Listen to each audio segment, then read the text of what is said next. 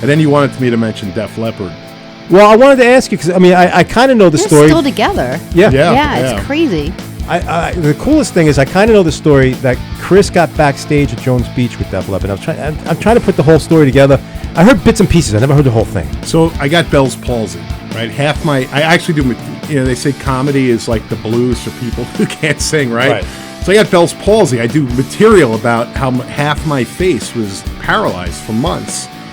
And you must have been freaked out because the first thing that I would think if that happened to me was I'm having a stroke. Yeah. That's what I thought. That's because it isn't anything that really affects anything. It just takes time to heal. But at first you're just probably petrified. Well, at the time, like my face was paralyzed, and what happens is like I would drool. I had to drink through a straw. I had trouble chewing food for a while.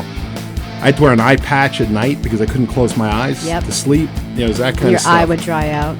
Yeah, and the reality is I got really depressed because, I speak for a living or whatever, and And they can't tell you whether it's going to last 2 weeks or a year, and so that's like a lot. Like if you break a bone, they're like, all right, 8 weeks. Yeah. Don't screw it up. So what happened was I've been a Def Leppard fan since I was a kid. It's like my favorite band. Like you said, they're still together.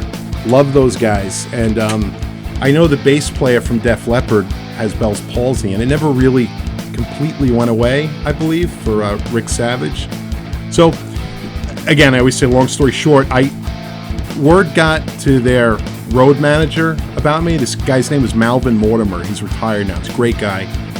He told Rick Savage about me, and I get an email one day like, hey, Chris, this is Malvin. I'm the road manager for Def Leppard. Rick Savage would like to invite you to come backstage at the Jones Beach concert. That's awesome.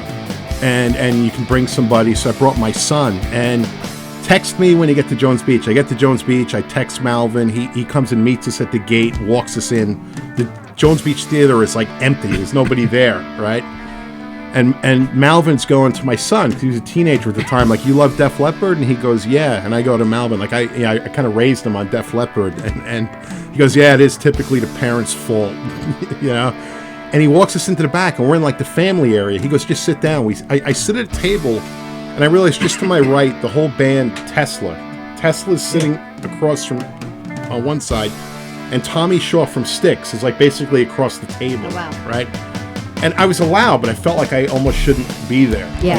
Like, oh man, how did I get here? Yeah, how am I backstage here? And just give it, they're great guys. We had to wait to meet Def Leppard because they do like meet and greets, but Rick Allen, who lost his arm, the drummer, was meeting with like wounded warriors before the show. Wow. He does all this charity work, but he's a great guy. Wow, that's awesome. And eventually Malvin brought us into a room, and I thought I was meeting Rick Savage. No, the whole band was there.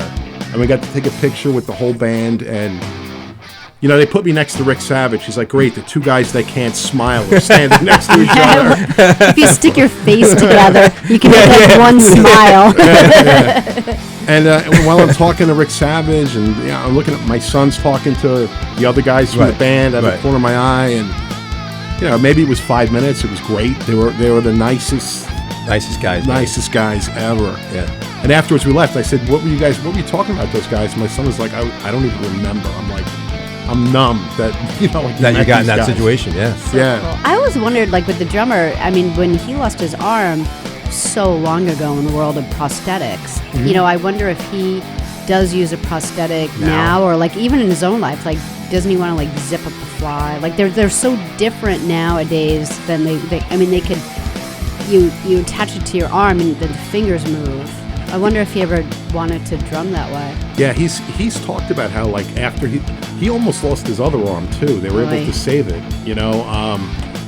but he was real lucky when his car crashed. It was in a field on somebody's property. The lady that came running to him to the car crash was a nurse. She was able to stop the bleeding. Yeah, and there just happened to be a guy passing by that was a retired cop.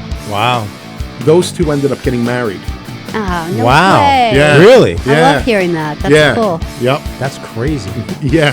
So he kind of feels, I guess, like the angels were looking at him that day,